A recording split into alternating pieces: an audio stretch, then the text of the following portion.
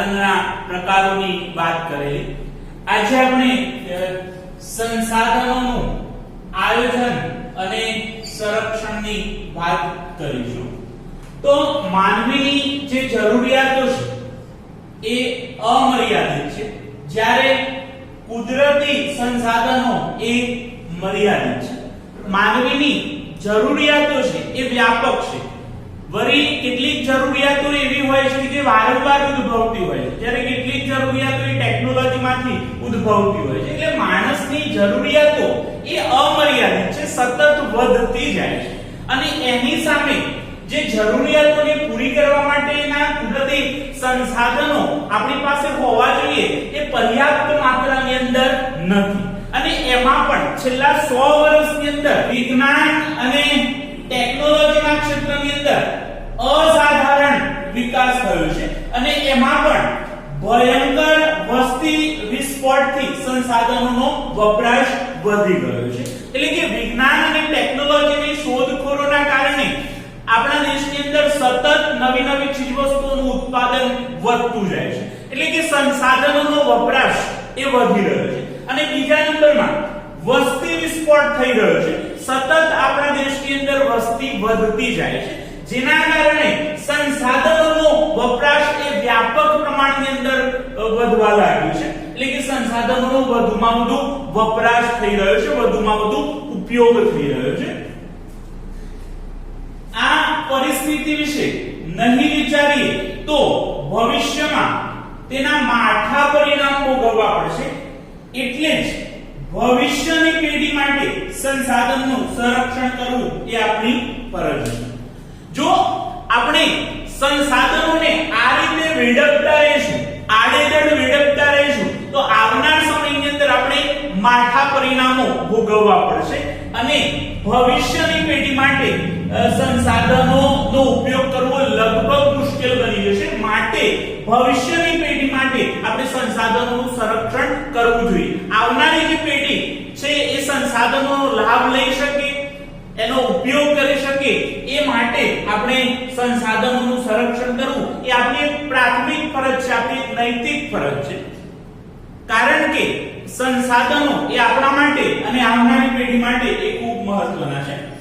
સંસાધનોનું સંરક્ષણ કરવું એટલે સંસાધનોનો વિવેકપૂર્વક ઉપયોગ કરવો.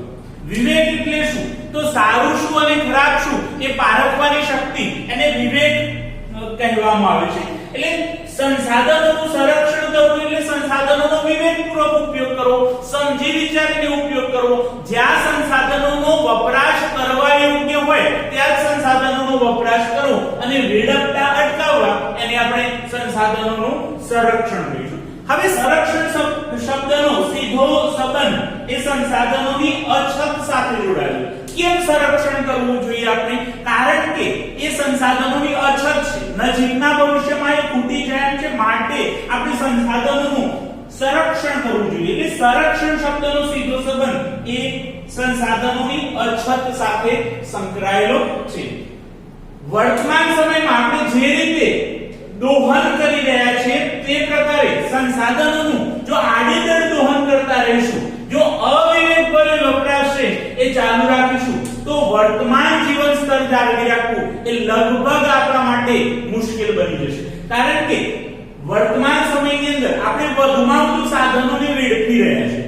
આપણને જે સંસાધનો પ્રાપ્ત થયેલા છે એનો આપણે દુરુપયોગ કરી રહ્યા છીએ. અને જો આ દુરુપયોગ, એનું દોહન જો વર્તમાન સમયમાં ચાલી રહ્યું છે એ રીતે ચાલતું રહેશે તો એક સમય એવો આવશે કે આપણી તમામ પ્રકારની જે વિકાસની પરિસ્થિતિ છે અથવા તો આપણા તમામ પ્રકારના વિકાસ છે એ થંભી જશે અને માનવીનું જે જીવન સ્તર છે એને ટકાવી રાખવું લગભગ મુશ્કેલ બની જશે. કારણ કે આપણું જીવન એ સંસાધનોને આભારી છે. અને જો સંસાધનો નું અસ્તિત્વ સંકટમાં મુકાઈ જશે, એટલે કે સંસાધનો ખૂટી જશે, તો આપણી તમામ પ્રકારની પ્રવૃત્તિઓ છે, આપણા જેટલા પણ વાહન વ્યવહારના સાધનો છે, આપણા જેટલા પણ ઉદ્યોગો છે એ બધા જ ઉદ્યોગો થંભી જશે, એની ગતિ અટકી જશે અને એની સીધી અસર આપણા જીવન સ્તર ઉપર પડશે.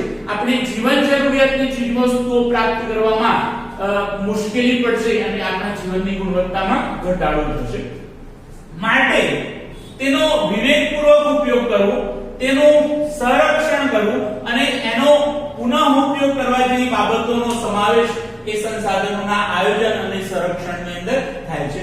સંસાધનોનો આપણે વિવેકપૂર્વક ઉપયોગ કરવો જોઈએ, સમજી વિચારીને ઉપયોગ કરવો જોઈએ, એને બચાવવાનો પ્રયાસ કરવો જોઈએ, આપણે એને પ્રિઝર્વ કરવા જોઈએ જેના કારણે આવનારી પેઢી એનો લાભ લઈ શકે અને જે સંસાધનોનો પુનઃ ઉપયોગ થઈ શકે એમ હોય, ફરીથી એનો ઉપયોગ થઈ શકે એમ હોય તો આપણે એ સંસાધનોનો વધુમાં વધુ ઉપયોગ કરવો જોઈએ. હવે ઘણીવાર પૂછાય છે કે સંરક્ષણ એટલે શું? એક માર્ક્સની અંદર વ્યાખ્યાઓ પૂછાય છે. તો કોઈ વૃક્ષ કે કોઈ જીવ એનું અસ્તિત્વ સંકટમાં હોય, એ લુપ્ત થવાના આરે હોય, એ નષ્ટ થવાના આરે હોય ત્યારે એને બચાવવા માટે, એનું સંરક્ષણ કરવા માટે આપણે જે વ્યવસ્થાપન ગોઠવીએ છીએ એને સંરક્ષણ કહીએ છીએ. એટલે ફરીથી એકવાર રિપીટ કરું છું એની વ્યાખ્યા કે જ્યારે કોઈ વૃક્ષ અથવા તો જીવનું અસ્તિત્વ સંકટમાં હોય ત્યારે એને બચાવવા માટે જે વ્યવસ્થાપન ગોઠવવામાં આવે છે એને સંરક્ષણ કહેવામાં આવે છે. હવે સંસાધનોના આયોજન અને સંરક્ષણ માટે જરૂરી બાબતો કે સંસાધનોનું આયોજન અને સંરક્ષણ માટે કઈ બાબતો આપણે ધ્યાનમાં રાખવી જોઈએ. તો સૌથી પહેલા કોઈ એક દેશ કે પ્રદેશની એકમ ગણી તેના ઉપયોગમાં લેવાયેલા, હજુ વણ વપરાયેલા કે સંભવિત સંસાધનોની ઉપલબ્ધિ અને વિશેષતાઓ બાબતે જાણકારી મેળવવી જોઈએ. દેશની અંદર અથવા તો કોઈ એક પ્રદેશની અંદર આપણી પાસે કેટલા સંસાધનો ઉપયોગમાં લેવાયેલા છે, કેટલા વણ વપરાયેલા છે અથવા તો ભવિષ્યમાં કેટલા આપણને પ્રાપ્ત થઈ શકે એમ છે એનો એક અંદાજ આપણે મેળવવો જોઈએ જેના કારણે આપણને એ ખબર પડે કે કેટલા સમય સુધી આ સંસાધનો ચાલી શકે છે. જો આપણી પાસે એક આંકડો અથવા એક ચોક્કસ એની જાણકારી પ્રાપ્ત થશે તો આપણે ભવિષ્ય માટે એનું આયોજન કરી શકીએ. એટલે જ એ કહેવામાં આવ્યું છે કે દેશ અથવા પ્રદેશની અંદર કેટલા સંસાધનો ઉપયોગમાં લેવાયેલા છે, કેટલા વણ વપરાયેલા છે અથવા તો ભવિષ્યમાં આપણને કેટલા પ્રાપ્ત થઈ શકે એમ છે એની આપણે જાણકારી મેળવવી જોઈએ જેના કારણે આપણે એક વ્યવસ્થિત આયોજન કરી શકીએ.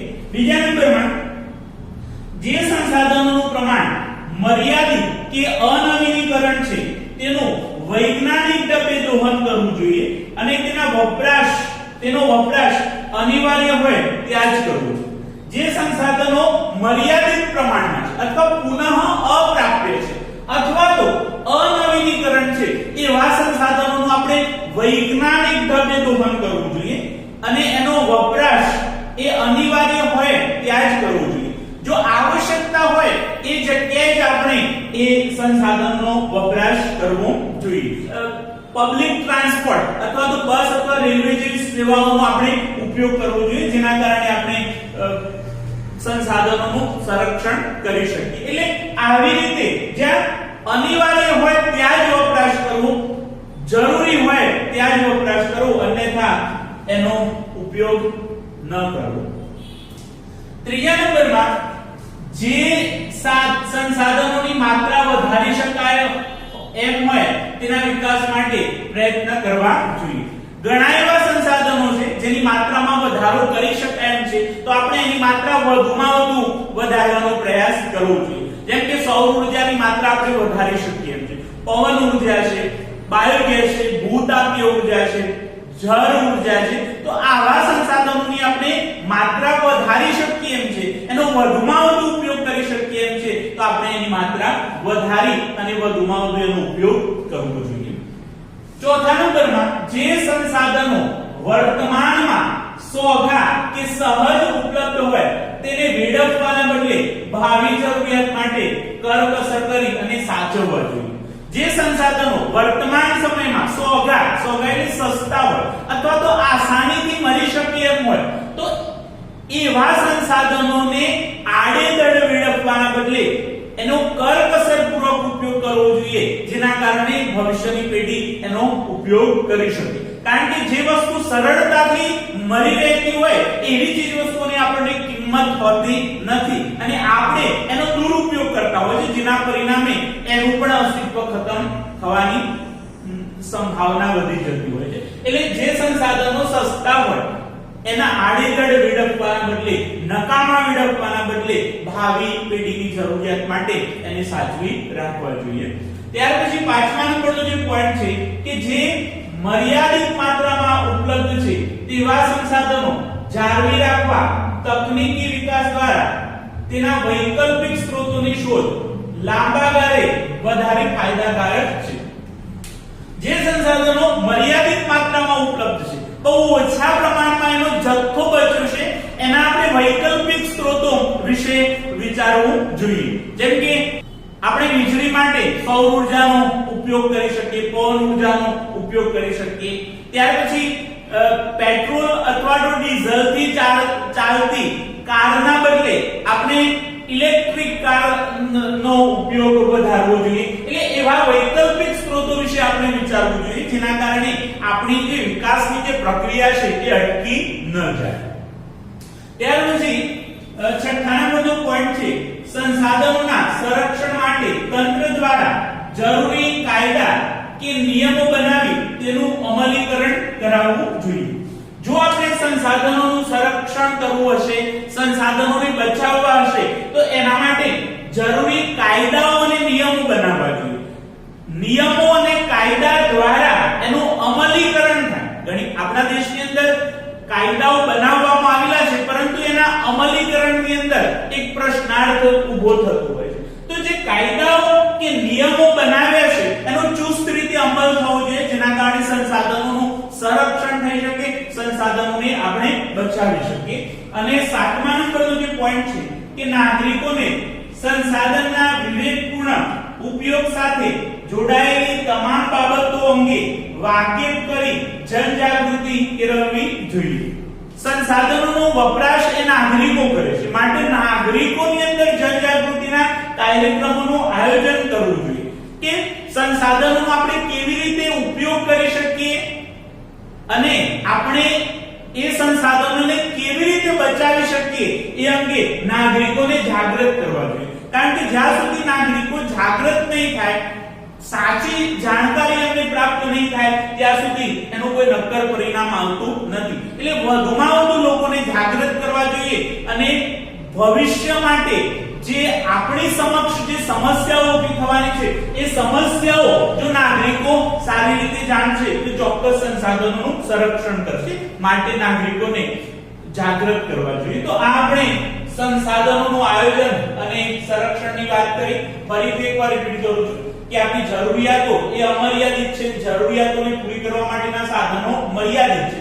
વિજ્ઞાન અને ટેકનોલોજીની શોધખોળ થઈ અને વસ્તી વધારો થયો, જેના કારણે આપણા સંસાધનોનો જે વપરાશ છે એ સતત વધી રહ્યો છે અને આ વિશે આપણે જો નહીં વિચારીએ તો ભવિષ્યની પેઢી એનો ઉપયોગ કરી શકશે નહીં અને આપણે માઠા પરિણામ ભોગવવા પડશે. હવે સંસાધનોનું સંરક્ષણ કરવું એટલે સંસાધનોનો વિવેકપૂર્વક ઉપયોગ કરવો, સમજી વિચારીને ઉપયોગ કરવો, યોગ્ય જગ્યાએ ઉપયોગ કરવો. સંરક્ષણ શબ્દનો સીધો સંબંધ એ અછત સાથે સંકળાયેલો છે. ત્યાર પછી વર્તમાન સમયમાં આપણે જે રીતે દોહન કરી રહ્યા છીએ એ રીતે આપણે દોહન કરતા રહીશું તો વર્તમાન જીવન સ્તરને જાળવી રાખવું અને વિકાસની જે પ્રક્રિયા છે એને ટકાવી રાખવી એ આપણા માટે સ્વપ્નવત બની જશે. માટે એનો વિવેકપૂર્વક ઉપયોગ કરવો, એનું સંરક્ષણ કરવું અને એનો પુનઃ ઉપયોગ કરવો જોઈએ. સંરક્ષણ એટલે શું? તો જ્યારે કોઈ વૃક્ષ અથવા તો જીવ નું અસ્તિત્વ સંકટમાં હોય ત્યારે તેને બચાવવા માટે જે વ્યવસ્થાપન ગોઠવવામાં આવે છે એને સંરક્ષણ કહેવામાં આવે છે. હવે સંસાધનોના આયોજન અને સંરક્ષણ માટે કઈ બાબતો ધ્યાનમાં રાખવી જોઈએ? તો પહેલો જે પોઈન્ટ છે કે દેશ અથવા પ્રદેશની અંદર કેટલા સંસાધનો ઉપયોગમાં લેવાયેલા છે, કેટલા વણ વપરાયેલા છે અને એની વિશેષતા શું છે એની જાણકારી આપણે મેળવવી જોઈએ, જેના કારણે આપણે ભવિષ્ય માટે આયોજન કરી શકીએ. જે સંસાધનો મર્યાદિત પ્રમાણમાં અથવા તો અનવીનીકરણ છે એનો વૈજ્ઞાનિક ઢબે ઉપયોગ કરવો જોઈએ, જ્યાં અનિવાર્ય હોય જ્યાં જરૂરી હોય ત્યાં જ આપણે એનો ઉપયોગ કરીએ. ત્રીજા નંબરમાં જે સંસાધનોની માત્રા વધારી શકાય એમ હોય તો એ સંસાધનની માત્રા વધુમાં વધુ વધારી અને એનો ઉપયોગ કરવો જોઈએ. ચોથા નંબરમાં જે સંસાધનો વર્તમાન સમયમાં સસ્તા છે, સહજ રીતે ઉપલબ્ધ છે, એને વેડફવાના બદલે આપણે ભાવિ જરૂરિયાતો માટે કરકસરપૂર્વક ઉપયોગ કરવો જોઈએ. પાંચમા નંબરમાં જે સંસાધનો મર્યાદિત માત્રામાં ઉપલબ્ધ છે એનો વૈકલ્પિક સ્ત્રોત આપણે વિચારવો જોઈએ, જેના કારણે લાંબા સમય સુધી આપણી વિકાસની પ્રક્રિયા ટકી રહે. અને સંસાધનોના સંરક્ષણ માટે સરકારી તંત્ર દ્વારા જરૂરી કાયદાઓ અને નિયમો બનાવી અને એનો અમલ કરવો જોઈએ. અને સાતમા નંબરમાં નાગરિકોની અંદર જનજાગૃતિના કાર્યક્રમનું આયોજન કરવું જોઈએ, જેના કારણે નાગરિકો એ સંસાધનોનું સરળતાથી સંરક્ષણ કરી શકે. ત્યાર પછી આપણે જમીન નિર્માણની પ્રક્રિયા જોઈશું. સામાન્ય રીતે ભૂસપાટીનું ઉપરનું પડ જેમાં વનસ્પતિ ઉગે છે તેને આપણે જમીન તરીકે ઓળખીએ છીએ. પૃથ્વીની સપાટીનો ઉપરનો ભાગ જેની અંદર વનસ્પતિ ઉગે છે એને આપણે જમીન તરીકે ઓળખીએ છીએ. જમીન એ પૃથ્વીના પોપડા પરના અનેકવિધ કણોનું બનેલું એક પાતળું પડ છે. પૃથ્વીનો જે ઉપરનો પોપડો છે એ ઉપરના પોપડા ઉપર જુદા જુદા કણોનું બનેલું એક પાતળું સ્તર છે. એ પાતળા સ્તરની અંદર ખનિજો જોવા મળે છે, ભેજ હોય છે, હ્યુમસ એટલે કે વનસ્પતિ અને જીવજંતુઓના વિઘટનથી તૈયાર થતું જે તત્વ છે એ હ્યુમસ અને હવા, આ બધું જમીનની અંદર આવેલું હોય છે. ફરીથી એકવાર રિપીટ કરું છું કે પૃથ્વીના પોપડા પરના અનેકવિધ કણોનું બનેલું એક પાતળું પડ હોય છે અને એની અંદર ખનિજો, ભેજ, હ્યુમસ અને હવા મળેલા હોય છે. માટીના નીચે તેમાં મૂળ કડક સ્તરો હોય છે. જમીનનું નિર્માણ મૂળ ખડકોના ખવાણ અને ધોવાણથી મળતા પદાર્થોથી થાય છે, જેમાં જૈવિક અવશેષો, ભેજ અને હવા ભરે છે. હવે માટીની આપણે જેમ જેમ નીચે જઈશું એમ એમ મૂળ ખડક સ્તરો આવેલા છે. એટલે મૂળ ખડક સ્તરોમાં આગ્નેય ખડક, પ્રસ્તર ખડક અને રૂપાંતરિત ખડકનો સમાવેશ થાય છે. તો આ મૂળ ખડકો એ માટીની નીચે આવેલા હોય છે. હવે જમીનનું જે નિર્માણ છે એ મૂળ ખડકોના ખવાણ અને ધોવાણ થાય છે. એટલે કે મૂળ ખડકોનું ખવાણ અને ધોવાણ હવાના કારણે, પાણીના કારણે, વનસ્પતિના કારણે, જીવજંતુઓના કારણે આ જે ખડકો છે એ ખડકોનું ખવાણ અને ધોવાણ થાય છે, જેનાથી ખડકોનો બારીક ભૂકો તૈયાર થાય છે અને એની અંદર જૈવિક અવશેષો, ભેજ અને હવા ભરે છે અને ત્યાર પછી એ જમીનનું નિર્માણ થતું હોય છે. તો બીજી રીતે કહીએ તો જમીન ખનિજો અને જૈવિક તત્વોનું કુદરતી મિશ્રણ છે. તેમાં વનસ્પતિના વૃદ્ધિ અને વિકાસ કરવાની ક્ષમતા રહેલી છે. જ્યારે ખડકોનું ખવાણ અને ધોવાણ થાય એનાથી જમીનની અંદર ખનિજો પ્રાપ્ત થાય છે અને વનસ્પતિ વિઘટન થવાથી જૈવિક તત્વો તૈયાર થાય છે. જ્યારે ખનિજ અને જૈવિક તત્વોનું કુદરતી મિશ્રણ થાય છે એના આધારે જમીન તૈયાર થાય છે અને આ ખનિજ દ્રવ્યો અને જૈવિક દ્રવ્યોની અંદર વનસ્પતિની વૃદ્ધિ અને વિકાસ કરવાની ક્ષમતા રહેલી છે. તો આપણે જમીન નિર્માણની પ્રક્રિયાની વાત કરી. હવે આપણે જમીનની વાત કરીશું. તો પૃથ્વીના પોપડાની સૌથી ઉપરની સપાટી અથવા તો સૌથી ઉપરનું પડ જેને આપણે જમીન કહીએ છીએ. પૃથ્વીની સપાટીનો જે ઉપરનો ભાગ છે, જે જગ્યાએ આપણે મકાન બનાવીએ છીએ, ખેતી કરીએ છીએ તો એ ઉપરનો ભાગ છે એને આપણે જમીન તરીકે ઓળખીએ છીએ અને આ જમીનની અંદર વનસ્પતિની વૃદ્ધિ અને વિકાસ માટે જરૂરી એવા ખનિજ દ્રવ્યો અને જૈવિક દ્રવ્યોનું મિશ્રણ જોવા મળે છે. જૈવિક દ્રવ્યો અને ખનિજ દ્રવ્યો જે વનસ્પતિની વૃદ્ધિ અને વિકાસ માટે જરૂરી છે. તો પૃથ્વીની સપાટીની ઉપરનો ભાગ જેને આપણે જમીન કહીએ છીએ વનસ્પતિની વૃદ્ધિ અને વિકાસ માટે જરૂરી એવા ખનિજ દ્રવ્યો અને જૈવિક દ્રવ્યો એ જમીનની અંદર આવેલા હોય છે. જો કે તેનું પ્રમાણ બધી જમીનમાં એકસરખા પ્રમાણમાં હોતું નથી. જેમ કે રેતાળ જમીનની અંદર ખનિજ દ્રવ્યો અને જૈવિક દ્રવ્યોનું પ્રમાણ ઘણું ઓછું હોય છે તો કાળી જમીનની અંદર એ જૈવિક દ્રવ્યો અને ખનિજ દ્રવ્યોનું પ્રમાણ વધુ જોવા મળે છે. એટલે કે દરેક જમીનની અંદર એક સરખા પ્રમાણમાં ખનિજ દ્રવ્ય અને જૈવિક દ્રવ્યો હોતા નથી. જમીન એટલે સેન્દ્રિય પદાર્થયુક્ત ઝીણા કણોવાળો પોચો ખડક પદાર્થ. જમીનની અંદર સેન્દ્રિય પદાર્થોનું મિશ્રણ હોય છે અને એની સાથે સાથે ઝીણા કણો જમીનની અંદર જોવા મળે છે અને સેન્દ્રિય પદાર્થ અને ઝીણા કણોથી તૈયાર થયેલો જે પોચો ખડક પદાર્થ છે એને આપણે જમીન કહીએ છીએ. ભૂપૃષ્ઠ પરના માતૃ ખડકો અને વનસ્પતિ દ્રવ્યોના મિશ્રણથી બનતા અસંગઠિત પદાર્થનું પડ કે સપાટી એટલે જમીન. ભૂપૃષ્ઠ પરના માતૃ ખડકો ત્રણ છે: આગ્નેય ખડક, પ્રસ્તર ખડક અને રૂપાંતરિત ખડક. તો આ ત્રણેય ખડકો એ જમીનના નિર્માણની અંદર મહત્વની ભૂમિકા ભજવે છે. તો વનસ્પતિ જે દ્રવ્યો હોય એના સડવાથી એનું વિઘટન થવાથી આપણને જૈવિક દ્રવ્યો પ્રાપ્ત થાય છે. તો માતૃ ખડકો અને વનસ્પતિ દ્રવ્યોના મિશ્રણથી બનતા અસંગઠિત પદાર્થનું પડ, જે પદાર્થો હોય છે અસંગઠિત હોય છે, છૂટાછવાયા હોય છે અને છૂટાછવાયા પદાર્થોથી જે પડ તૈયાર થાય છે એને આપણે જમીન કહીએ છીએ. મૂળ ખડકોના ખવાણ અને ધોવાણથી બારીક ભૂકો બને છે. તેમાં વનસ્પતિ કે જીવજંતુઓના વિઘટન કે સડવાથી બનેલા સેન્દ્રિય તત્વો ઉમેરાય છે અને આ સેન્દ્રિય તત્વો વનસ્પતિના વિકાસમાં મહત્વની ભૂમિકા ભજવે છે. હમણાં વાત કરીએ કે મૂળ જે ખડકો છે એટલે કે આગ્નેય ખડક, પ્રસ્તર ખડક અને રૂપાંતરિત ખડકોનું ખવાણ અને ધોવાણ થાય છે. મૂળ ખડકોનું ખવાણ અને ધોવાણ કેવી રીતે થાય? તો હવાના કારણે, પાણીના કારણે, હિમના કારણે, વનસ્પતિ અથવા તો જીવજંતુઓના કારણે ખડકોનું ખવાણ અને ધોવાણ થાય છે.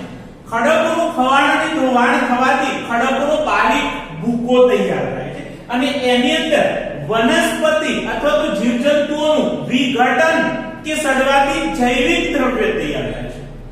એટલે કે ખનિજ દ્રવ્યની અંદર જૈવિક દ્રવ્યનો ઉમેરો થાય છે અને એની સાથે સાથે આ જે જૈવિક તત્વ જે તૈયાર થાય છે એ વનસ્પતિના વિકાસની અંદર મહત્વની ભૂમિકા ભજવે છે. એટલે જમીન નિર્માણની અંદર બે તત્વો ખાસ કરીને મહત્વની ભૂમિકા ભજવતા હોય છે: એક આબોહવા અને બીજા નંબરમાં સમયગાળો. સૌથી પહેલા આબોહવા જમીન નિર્માણની અંદર કેવી રીતે મહત્વની ભૂમિકા ભજવે છે એની આપણે વાત કરીએ. તો આબોહવા એક હોય પરંતુ માતૃ ખડકો જુદા જુદા પ્રકારના હોય તો જમીન પણ એક જ પ્રકારની છે. આબોહવા એ એક જ હોય પરંતુ માતૃ ખડકો અલગ અલગ હોય છે તો જે તે જમીન છે એ એક જ પ્રકારની હોય છે. એટલે કે જે પ્રકારની આબોહવા હોય એ પ્રકારની જમીન જોવા મળતી હોય છે. જેમ કે જે જગ્યાએ વધુ ગરમી પડતી હોય ત્યાં મોટા ભાગે રણ પ્રદેશ અથવા તો રેતાળ વિસ્તાર જોવા મળે છે. એ જ રીતે આબોહવા ભલે અલગ અલગ પરંતુ માતૃ ખડકો એક હોય છતાં પણ જમીન એ અલગ અલગ જોવા મળે છે કારણ કે આબોહવા અલગ અલગ છે. એટલે જમીનના નિર્માણની અંદર આબોહવા અસર કરે છે. જે પ્રકારની આબોહવા હોય એ પ્રકારની જમીન જોવા મળતી હોય છે. એ જ રીતે સમયગાળો પણ ખૂબ મહત્વનો છે.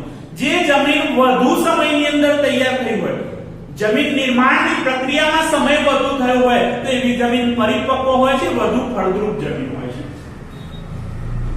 જમીનના પ્રકાર, તેના રંગ, આબોહવા, માતૃખડક, કણ રચનાની ફળદ્રુપતા જેવી બાબતોને ધ્યાનમાં રાખીને પાડવામાં આવે છે. એટલે કે જમીનના પ્રકાર રંગના આધારે, આબોહવાના આધારે, માતૃખડકના આધારે અથવા તો કણ રચનાની ફળદ્રુપતાના આધારે આપણે એને વિભાજિત કરી શકીએ છીએ. તો આપણે આ જમીન નિર્માણ અને જમીનની વાત કરી.